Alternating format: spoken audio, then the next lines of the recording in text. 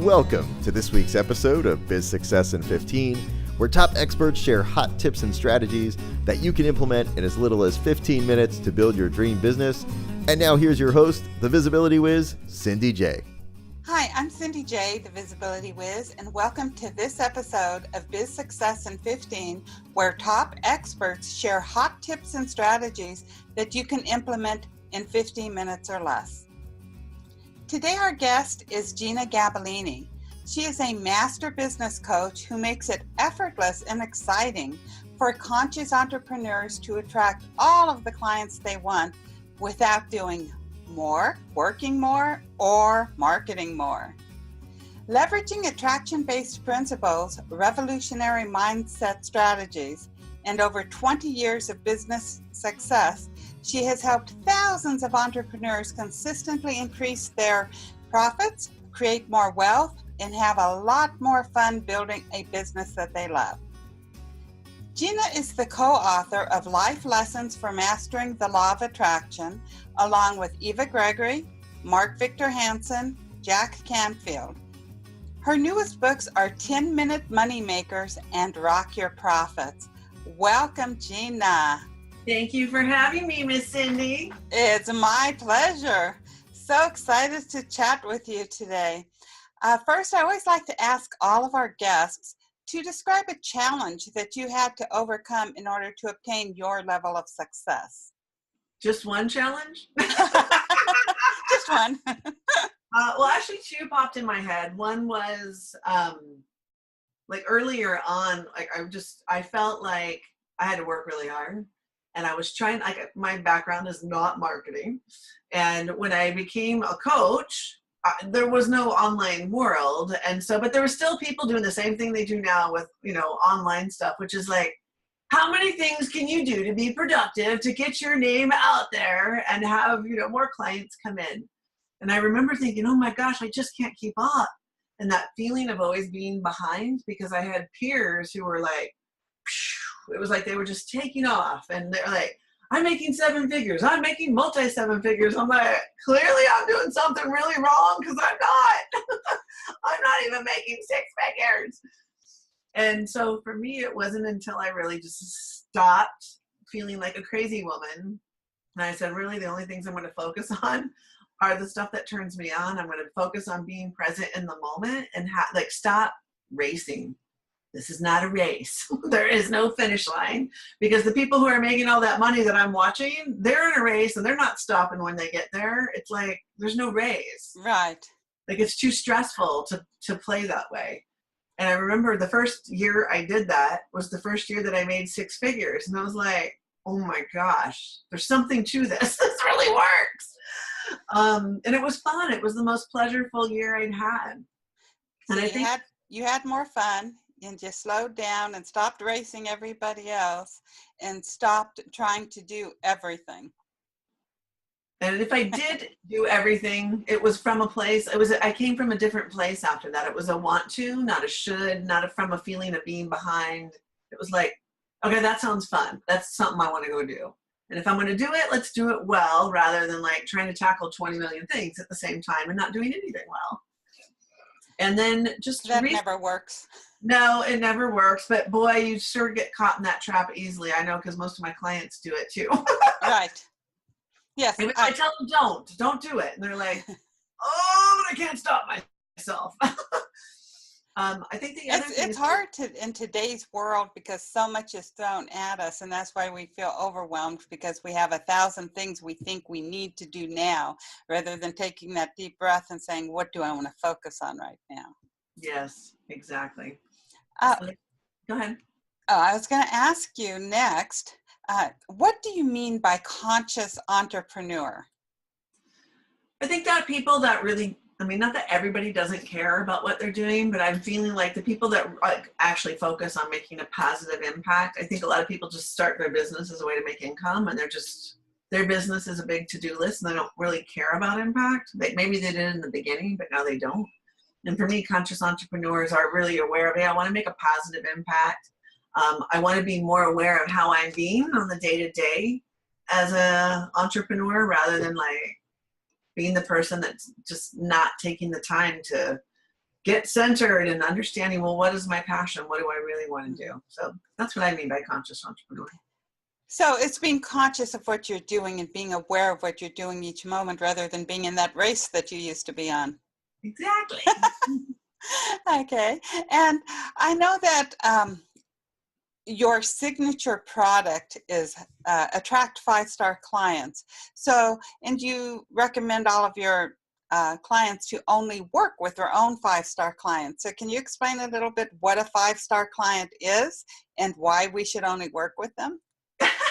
Gee, my favorite topic. Yeah, because 5-star clients are the ones who are already wired to want what you deliver in the way that you deliver it. So I know that another default, not a good thing in the beginning was to go after any old client. Like, really, you got money and a credit card? I'll take you. You want to coach with me? Oh, what? You want to coach at 6 a.m? Oh, sure. I'll wake myself up and go, oh, really? At 6 o'clock at night? I'll stop everything I'm doing and come home to make sure I'm here for that. It's like, what? That's not what I want to do. So 5-star clients are the ones that, like, not just the best clients, but the best of the best for you. And when we're only talking to those kind of people, when we're marketing and only saying yes to those kind of people, every single day that we're working with people, whether we sell products or we sell, one-on-one coaching like I do, or programs, the people that are going to show up are the ones that are already wired to want what you have. So you don't have to like do a bunch of selling. They're already sold on you when they show up. You just sit there and they go, so what you got? What do you think I should do? Tell me which program to take or which product is the best. You're not having to say, okay, so let's have 20. And then they follow through. They follow through. And not only do they want that one thing, they want everything. They want everything you got. They're freaking in love with you as much as you're in love with them. And so even talking more about the 5-star clients, how can one really identify who their 5-star client is, and how do they find their 5-star clients? Well, first thing is you can look at what you don't like in order to revving the engines. Is to really feel like if you've had clients, like I had that experience of the clients wanting all these things that I didn't want to provide, or, everything that I didn't like, I just said, well, what's the opposite of that? Or if a client was complaining like, oh, your price is too high. I really like you, but I can't afford that. I'm like, okay, I just only want clients who think that it's a deal to work with me. They don't care how much it costs because they're willing to go find the money to invest with me because they want that end result so much. So you can look at what's not working and then look at what you do want, and not just what you do want, like over the top. If you're going to be super duper selfish and self-centered, what's like anything you can ask for on the whole entire list, like as if it's Christmas and Santa Claus is going to come deliver this most amazing client. What do you want in that client? Do not hold back. Ask for more than you need. Be greedy. Be very greedy.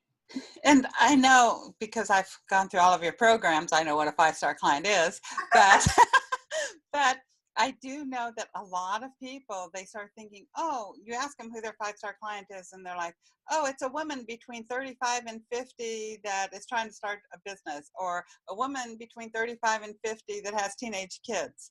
And I know that it goes a lot deeper than that, because that's just a niche, and that gives you a way to talk to the people. So how can, even whenever you're saying to describe who you want, give us a little teaser here about some questions we can ask ourselves about who our ideal client is. Yeah, so one of the questions you can ask are, well, what do they feel like? Even if you sell a product, you still, like, most of the time people are very vocal when they don't like something about as a client, right? They're bitching about something. And so what you really want to do is look at if I were to talk to them every day, let's imagine, who do I want them to be? Not just their avatar and their stats about like the age and sex and what do they do for a living, but also like, how do you want them to feel and how do you want them to show up? If you were to talk to them, how do you want them to talk to you? Like one of my things for a 5-star client is I would be excited if they were coming to visit me at my house. Like I would want to hang out with them. I would want to go meet in the bar at events and have a cocktail, or sit down on a couch and chat it up, not because I had to, but because I was genuinely interested in them. So it has to go deeper than what people would normally see as their avatar. It's like, really, what is my feeling, and I want to experience of them. If they were going to write testimonials, what would they say in the testimonials? Just really getting into the feeling of them. What's under the hood, not just the outside stuff. Basically, it's like who you want as your BFF. Yeah. I mean, really, why would you want to work with anybody that you don't dig on at all? You put up with them. You want to be excited to talk to that person or answer their questions. And you want your team, if your team does a lot of it, you want your team to dig on it too. You don't want them to go, oh, that pain in the butt client of yours, Jeanna. Right. I know one of my things, one of my first clients, she used to always yell at me about the way that I pronounced woman or woman. And my coach at the time, one of your BFFs, told me that I could fire her. And I was like, really? I can fire my client? And I get it so much more now. It's because I dreaded every week that I was talking to her. It wasn't worth the time, wasn't worth the money. And she definitely was not somebody I would have picked as my friend to come visit me at my house. Yeah. And I know you speak sometimes about clients who didn't show up. They were always late. Yeah, I had clients that would show up late. I had clients who would be basically talking to their children the whole time, going through a drive-through, talking to me. And I'm thinking, God, you paid a lot of money to not get value out of this call and be distracted. And now I'm distracted. And so there are times where you're going to fire people because you're not for your 5-star clients. And then you also have to ask yourself, does this person have the potential? Because sometimes we just got to train our clients up to be 5-star, right? If we never say anything, and in the beginning, I wasn't good at saying anything. I didn't say no, that's actually my office hours are between this and this time. And now I just know, I don't justify it. It's just okay, let me teach you how it works to do business with me. I have 2 kids. I do not start work until I drop my kids off. If you can't, fit between these hours, it wouldn't work. But it really, because I'm so clear on who that 5-star client is, I never get people who say, well, that's not going to work for me. They usually just, they make it work, and it doesn't seem to be a problem on either side. Right. I know too, your BFF, one of them, had said that she never had clients show up for her until she scheduled them in the calendar. And then also just sort of like you talking about taking clients at 6 o'clock in the morning. And it's really even surprised me how whenever I set my hours and just said, this is when I'm going to work, it's a lot easier to attract your clients because they don't, because they wouldn't expect a dentist office to be open at 10 o'clock at night. So why are you offering yourself at 10 o'clock at night? One of the things you say too is that you help entrepreneurs attract all of the 5-star clients they want without doing more, working more, or marketing more. And that sounds really exciting because a lot of people are just constantly going to the next thing and overwhelmed and doing 1,000 things. So how can they make more and get more clients without doing more? Yeah, so most of the time we're doing more and we're overwhelmed because we're actually not grounded in our message. We're not trusting that we can get all the clients we want. We think it's about being productive. We think it's about how many ways can I get my message out there, which it is to us in a sense. But it's we all have, I call it my inner business expert. We all have one, right? It's we know what feels fun and engaging. We know what we want to do. We know what sounds interesting. I'm super interested in a new a Facebook marketing strategy. I'm super excited about it. But if you go look at my Facebook page, I'm super not interested in that. I have great quotes, but I don't have a strategy behind my Facebook page. It's just not exciting to me. Mm-hmm. Is that smart? I don't know, but I still have tons of clients coming in. I got hundreds of clients. And the reason is because the things I do are things that I'm yeah, that sounds interesting to me. I want to do that. And I do them well. And the stuff, sometimes I can't get to the stuff that I want to do, but I don't guilt myself over it. And I don't put pressure about it. So it's not about doing more. The question is how aligned with the strategies you are choosing, that the degree to which you're aligned with it and you want to do it, or is the degree that you're going to get the results back? And they're supposed to be hell yes actions. A hell yes. If it's anything, even if it's just, oh, well, it's okay, I could probably try and do that, then, the energy's not going to be behind it.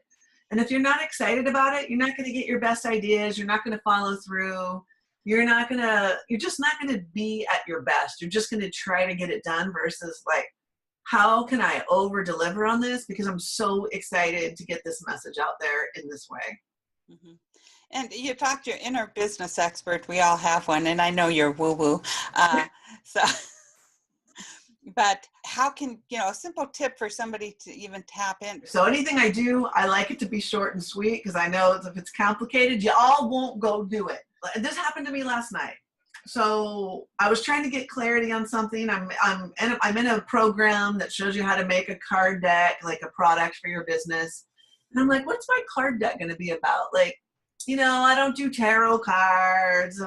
I'm not going to, what do I want to do? It's not going to be an affirmation on a card. I just couldn't get clear. And I'm like, I can't move forward until I get clarity on this. I'm like, duh, let me do my tried and true practice. I walked away from the computer, left my office.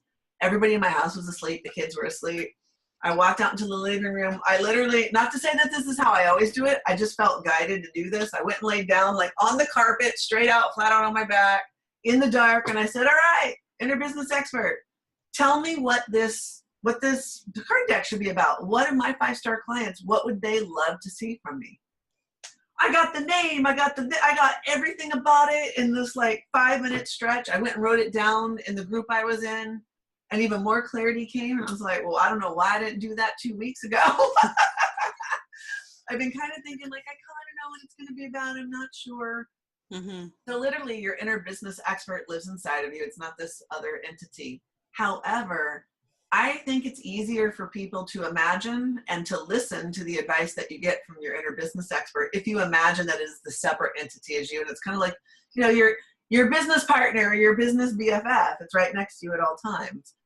And often people are like, well, how do I tap into the energy of that? Well, first of all, there just has to be desire. Decide that you're going to do that. And you have to practice. It doesn't always come like right away, just like tapping into your inner guidance. Sometimes you need practice. Mostly what we need practice with is actually just trusting the information we're getting, because we're getting information all the time. But most of us are like, shouldn't it be harder than that? Or wait, that's too simple. We make everything a lot harder than it is. Totally, all the time. Crazy. So the way that I learned to do it was I just was I was reading the book when it first came out about Neil Donald Walsh. What was it? Conversations, yes.